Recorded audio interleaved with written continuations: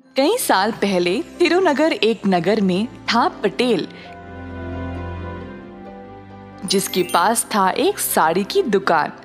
पटेल के पूर्वजों से ये कारोबार चलते आ रहा था और उसके पिताजी इस व्यापार का अत्यंत आदर करते थे। पटेल के बड़े होने के बाद उन्होंने दुकान की जिम्मेदारी पटेल को सौंप दी। पटेल अपने पिता की बातों को अक्सर अनसुना करके केवल दुकान जाकर खाली बैठता था, बिना कुछ काम किए। एक दिन दुकान जाते समय रास्ते में पटेल ने अपने दोस्त पलंग को बुलेट की बाइक पर देखा। उस समय से पटेल भी बुलेट के सपने देखने लगा। वाह, काश मेरे पास भी बुलेट होती, मैं भी लाऊंगा और गली गली घूमूंगा। पर तभी पटेल को ये एहसास हुआ कि बुलेट खरीदने के लिए उसके पास उतने पैसे नहीं थे। निराश होकर वह दुकान पर बैठा रहा जब अचानक से उसको एक विचार आया। उसने अपनी दुकान के 3 कर्मी को बुलाया।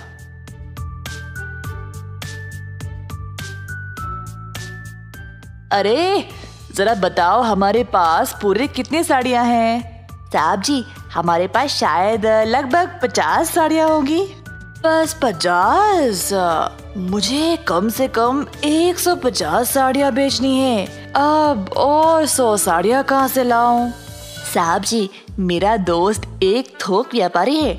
उसके पास एक साड़ी तकरीबन 100 से 250 रुपये के बीच में मिल जाएगी। माल हमारे जितना अच्छा नहीं है, पर सस्ता तो है। अच्छा, एक काम करो, उसके पास जाओ और एक साड़ी 100 रुपये के दाम पर 100 साड़ियों को ले आओ। किसी को इस बारे में नहीं बताना, ठीक है? तो हमें फिर 10,000 रुपये की जरूरत है। आप पैसे दे दो तो हम माल ले आएंगे साहब। पटेल के पास 10,000 रुपये भी नहीं थे, तो वह अपने 50 साड़ियों को 1,000 के दाम में बेचने लगा। 15 दिन के अंदर उसने सारे साड़ियां बेच डाली और उन पैसों में से 10,000 निकालकर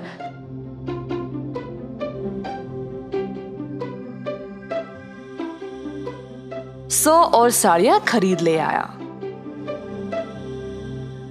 पटेल ने अपनी दुकान को ऐसे सजाया जिससे लोग आकर्षित होकर उसके दुकान पर आने लगे।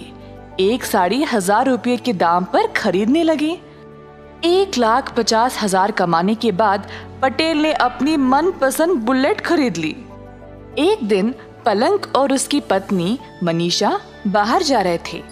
रास्ते में मनीषा ने एक आदमी को साइकिल पर साड़ियां ले जाते हुए देखा। साड़ी वाले को रोककर पूछा, भैया कितने में बेच रहे हो? 100 रुपये में एक साड़ी मैडम। अच्छा, जरा मुझे दिखाओ। साड़ियों को देखने के बाद दोनों पलंग और मनीषा हैरान होकर एक दूसरे की ओर देखने लगे।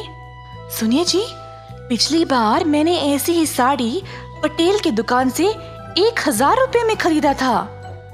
हाँ, सही बोला तुमने, कुछ तो गड़बड़ है। ऐसा कहकर पलंग और मनीषा ने साड़ी वाले को बाजार में लाया और सब लोगों को जमा किया।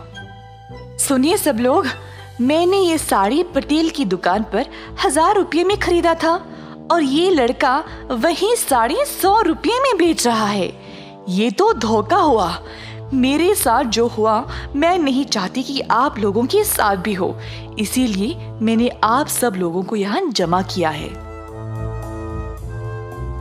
ऐसा कहते हुए सारी भीड़ पटेल की दुकान की ओर चल पड़े। पटेल ने अपनी नई बुलेट के लिए पूजा करवाया और अपनी दुकान की ओर आया। दुकान के बाहर इतनी भीड़ जमा देखकर हैरान परेशान हो गया। 1,000 में एक साड़ी बेच रहे हो और ये एक पोछे के लायक भी नहीं है। तुमने 100 रुपयों की साड़ी को खरीदा और हम सबको 1,000 में बेच रहे हो। क्या ये ठीक है पटेल? सारी भीड़ पटेल के ऊपर टूट पड़ी और धमकी देने लगी कि अगर वो उनके पैसे वापस नहीं करेगा तो उसको शहर से बाहर निकाल दिया जाएगा। जब पटेल के पिताजी को ये खबर पहुंची तो वह तुरंत दुकान पर आ गए। सुनिए भाइयों और बहनों, सुनिए, कृपया आप सब लोग क्षमा कर दे।